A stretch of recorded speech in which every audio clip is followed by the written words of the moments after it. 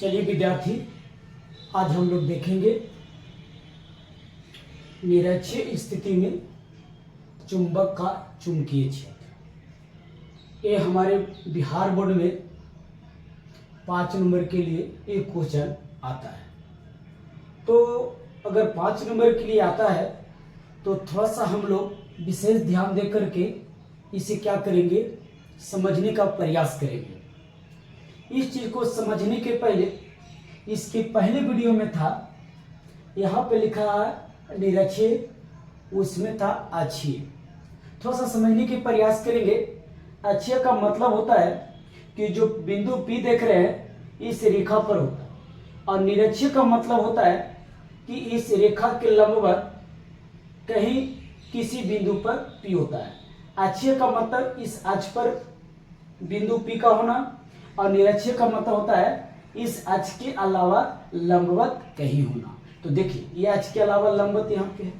तो हमको समझना क्या है, निरक्षीय स्थिति में चुंबकीय क्षेत्र का मान क्या होगा। चलिए अब यहाँ पे समझिए,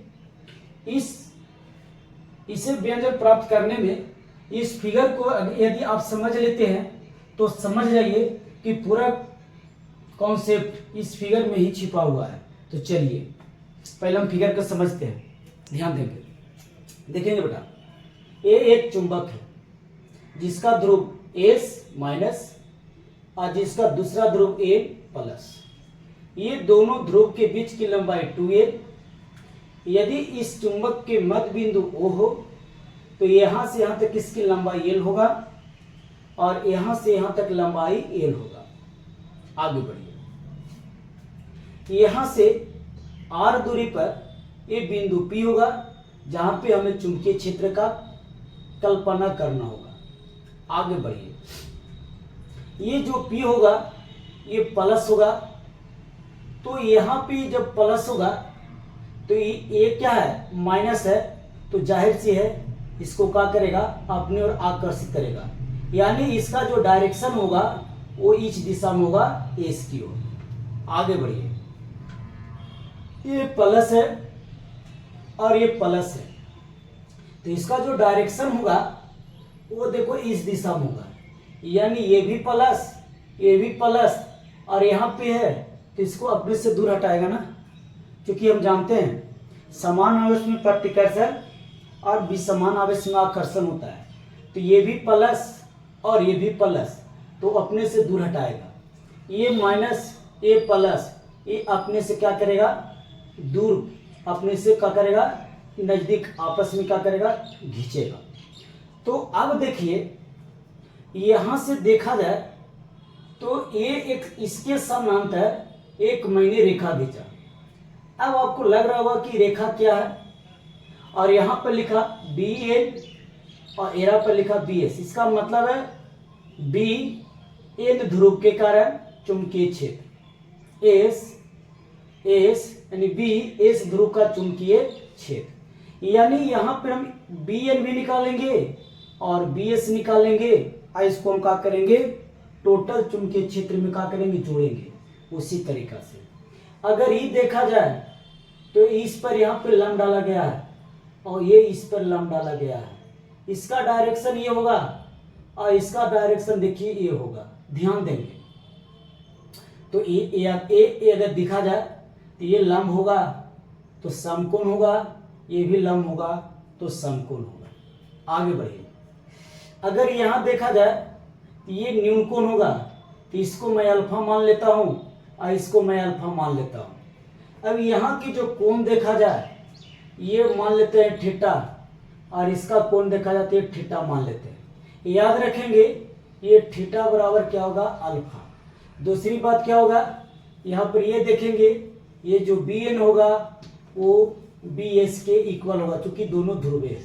अब चलिए, अब एक बात और सीखेंगे। क्या सीखेंगे, तो यहां से इसकी जो लंबाई होगा ये क्या होगा, और यहां से इसकी लंबाई होगा वो क्या होगा, क्योंकि ये R है और ये L है। तो यहां पे देखेंगे तो थोड़ा देर के लिए यहां पर देखिए, तो इसकी लंबाई होगा L square plus R square. कैसे?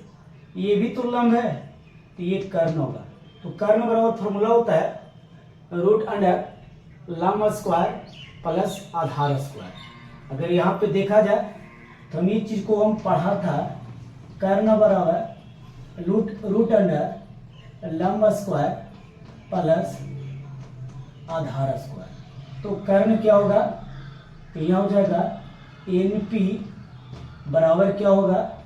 रूट में यही होगा L square plus R square. थोड़ा सा ज़्यादा इसमें सीरियस ना होइएगा, क्योंकि इस चीज़ को हम लोग बराबर 10वीं क्लास में पढ़ चुके हैं, 10 से पहले भी पढ़ चुके हैं। आगे चलिए, तो ए एल ए आर, तो ये इतना आया, तो थोड़ा सा सोच के देखिए, ये भी तो ही बात होगा। तो यहाँ से यहाँ तक की जो दूरी होगा ना वो सेम होगा, इसके इक्वल होगा। उसी तरीका से जैसे कर्ण निकाले ये भी कर्ण। अब यहाँ पे चलिए, इतना हम लोग के पता चल गया, अच्छा लग रहा है।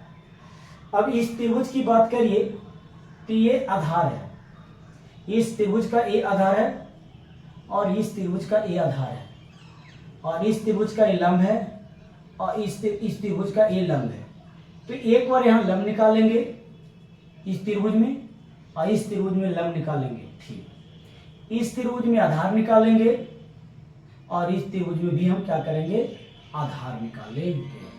अगर हम लोग के अगर अंकित करना है तो कुछ अंकित कर दीजिए और नहीं तो छोड़ दीजिए। तो चलिए यहाँ पर मैं लिखा रहा हूँ, हमको ये समझ में नहीं आ रहा है कि थोड़ा सा नामकरण कर देते हैं तो ठीक होता है, कुछ भी नाम दे दे। तो ये पी है ना, क्या नाम करूं, क्या करूं? चलिए, सिर्फ ये थोड़ा सा समस्या लग रहा है आपको समझाने के लिए। ये हम करना चाह रहे हैं कि त्रिभुज में चलते हुए लिख देते कि इतना के बराबर आधार बराबर, और लिख देते इतना, लिख दीजिए या कुछ भी लिख दीजिए। तो यहाँ पे लिख दीजिए ए कहीं नहीं है, ये बी लिख दीजिए, पी रह दीजिए और यहाँ पे सी लिख दीजिए, अच्छा लगेगा, समझने में आसान होगा। तो लिख रहे हैं क्या? त्रिभुज ए बी पी नी का है। अगर लंब निकालना होगा तो साइन से चलेंगे, अगर कौन से निकालना होगा तो आधार से चलेंगे। तो हमको निकालना है, चलिए पहले हम आधार निकाल लेते हैं। तो यहाँ पे लिखेंगे कॉस अल्फा बराबर क्या होता है? बराबर होता है आधार बटा कर्ण। अब चलिए यहाँ पर लिखेंगे कॉस अल्फा बराबर क्या होगा?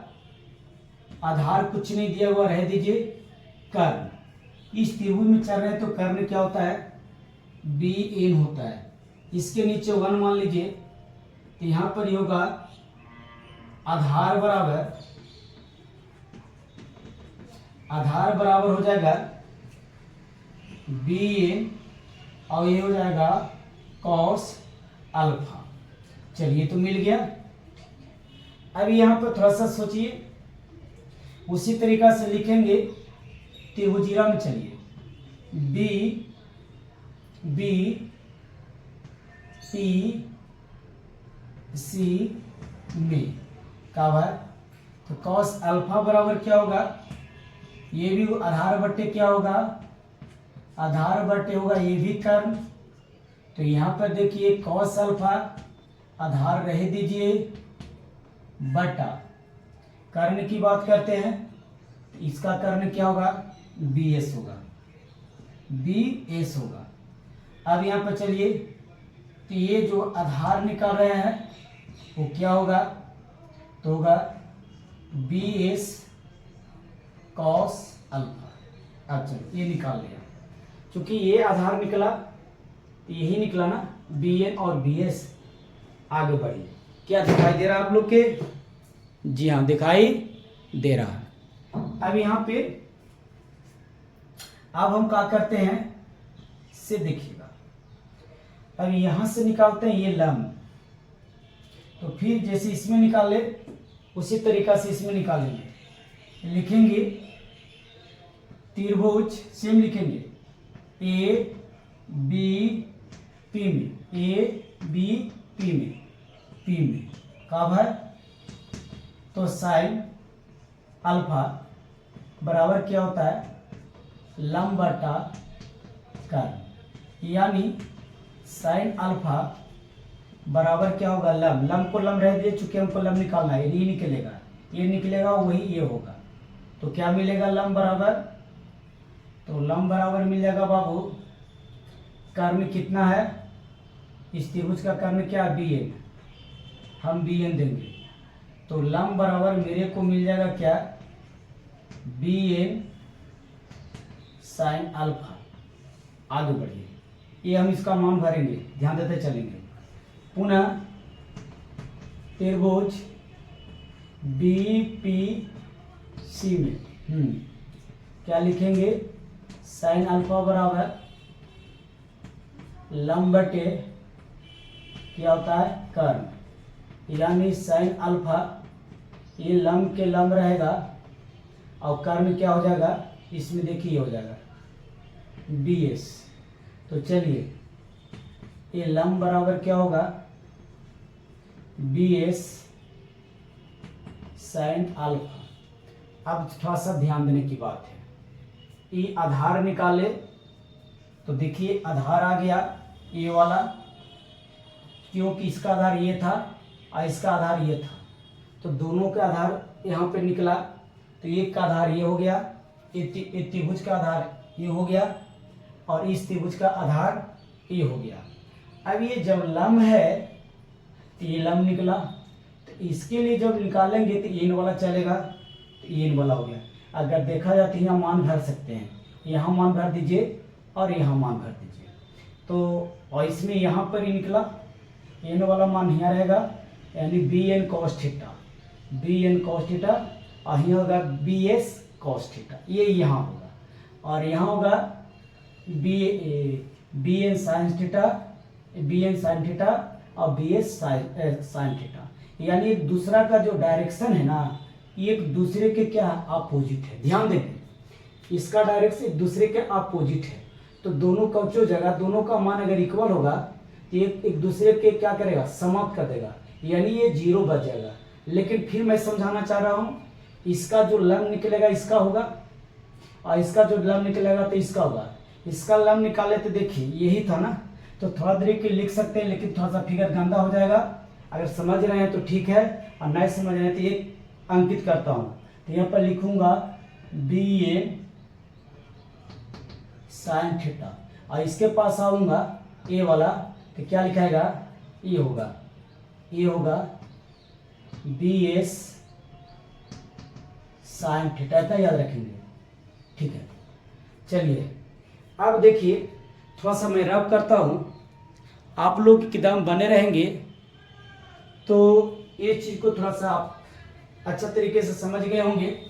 इसको थोड़ा सा मैं रब करता हूँ, थोड़ा सा ज़्यादा नहीं, बस आप लोग से रिक्वेस्ट है कि वीडियो में बने रहेंगे, और ये एकदम सिंपल फिगर के द्वारा मैंने तुम्हें समझाने का प्रयास किया। अब हम क्या करेंगे से देखिए, इतना चीज मैंने निकाल करके रख लिया, और ये वाला भी मैंने निकाल करके क्या किया? रख लिया। अब यहाँ पर चलिए, अब यहाँ पर जो ये टोटल जो एरा में बी बी था, ये तो बी एस और ये था बी एन। अब यहाँ पे जो बी बी था, ये बी बी का मतलब होता है कि इस बिंदु पर टोटल चुंबकीय क्षेत्र क्या होगा। चूंकि हमको टोटल चुंबकीय क्षेत्र निकालना है, इस ध्रुव का प्रभाव इस पे क्या पड़ा और इस ध्रुव का प्रभाव क्या पड़ा, यानी ये ध्रुव इस बिंदु पर कितना बल लगाया और ये ध्रुव इस पर कितना बल लगाया, उसकी मान देखना है। तो यहाँ पर लिख देंगे, लिखेंगे कुल चुंबकीय क्षेत्र बी बी बराबर क्या होगा? बी बी बराबर, तो यहाँ पर देखेंगे बाबू, तो यहाँ पर लिखेंगे इसका मान प्लस इसका मान, फिर इसका आधार यानी इसका मान दोनों का, तो क्या मिलेगा? तो यहाँ से चलिए बस यही चीज को लिखना है। आधार लिखेंगे बी एन कॉस अल्फा, ठीक, प्लस फिर ये वाला लिखेंगे, दोनों आधार था, बी एस कॉस अल्फा, चलिए प्लस इसका मान लिखेंगे, ये आया से तो लिखाएगा B N sine theta plus B N sine theta, फिर ये वाला मान निकालेंगे, इसका जो मान आया से ई वाला, तो यहां पर होगा का माइनस बी एस, तो इसको रख कर देते हैं बी एस साइन थीटा का रहे अल्फा रखेंगे, अल्फा रह दीजिए, ये अल्फा लिख सब में थीटा डाल दिए, नहीं अल्फा रह दीजिए, क्योंकि अल्फा लेकर के चल रहे हैं तो अल्फे होगा ना, क्योंकि यहाँ पे सब अल्फा निकाले हैं, तो ये क्या हो जाएगा अल्फा। अब चलिए ध्यान दीजिएगा, एक बात और सीखेंगे, यहाँ पर देखिए दे रहा है बी ए बराबर बी एस, ठीक, यहाँ दे रहा है, यहाँ पे दे रहा है बी एन बराबर बी एस, तो काहे ने एन के जगह पर एस बी एस डाल दे या बी एस के जगह पर ए डाल दे, कोई इतराज नहीं, कहीं पे एक जगह हम लोग क्या करते हैं डाल देते हैं, तो डालेंगे तो क्या मिलेगा, बस ध्यान से देखिएगा, यहाँ पे बराबर लिखेंगे, यहाँ पर लिख रहे हैं क्या बी एन रह दीजिए, और यहाँ पर लिख रहे हैं कॉस थीटा प्लस यहाँ पर लिख रहे हैं बी एन, यहाँ पर थीटा नहीं अल्फा रह दीजिए, चलेगा, अच्छा रहेगा, और यहाँ पर क्या रखेंगे बी एन कॉस अल्फा, एक जगह कर दिया, आगे बढ़ते हैं, प्लस यहाँ पर लिखेंगे बी एन, यहाँ पर बी एन, इसको मिटा देते, जगह नहीं मिल रहा, बी एन ये होगा sine alpha plus minus minus, फिर लिखेंगे बी एन, यहाँ पर लिखेंगे साइन अल्फा। अब चलो, अब क्या होगा बाबू, दोनों सेम, ये से ही हट जाएगा, बचेगा क्या, तो बचेगा यहाँ पे देखिएगा एगो एगो दूगो, हम बराबर लिखेंगे, और बराबर में लिखेंगे टू बी एन, यहाँ पर देखिए ये कॉस अल्फा होना चाहिए, तो यहाँ पर मैं लिख रहा हूँ कॉस थीटा। अब जब कॉस थीटा लिख रहे हैं तो थोड़ा सा हम दिखा देते हैं, क्या दिखा देते हैं, अल्फा बराबर थीटा दिया गया या होता है, चलिए इसको मैं अब रब कर देता हूँ, काम मेरा बन गया, शायद आप लोग देखते आ रहे हैं और हम मिटाते जा रहे हैं, आगे बढ़िए।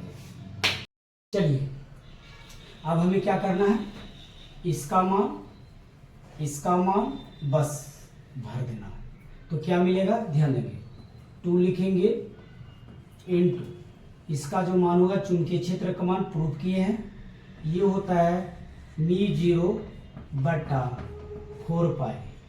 अब क्या होता है, P ध्रुव है, P क्या है, ध्रुव है, बटा R स्क्वायर, R स्क्वायर का मतलब कितना, ये होगा L square plus R square के square into cos theta, cos theta बराबर होगा L बटा क्या होगा, बीच की दूरी, क्या होगा आधार बटे कर्ण, कर्ण मेरा क्या है L स्क्वायर R स्क्वायर, देख लें ये होता है, ये कॉस थीटा बराबर होता है आधार बटे कर्ण त्रिभुज में, तो इसका आधार कितना है L और कर्ण कितना है root under L square plus R square, मैंने वही पुट किया, आगे बढ़िए, ई वाला सी वाला कट जाएगा, और इसको एक साथ लिखिए, इसको रह दीजिए μ0/4 पाई, अगर इसको और इसको एक साथ रखेंगे तो एक फार्मूला मिलेगा,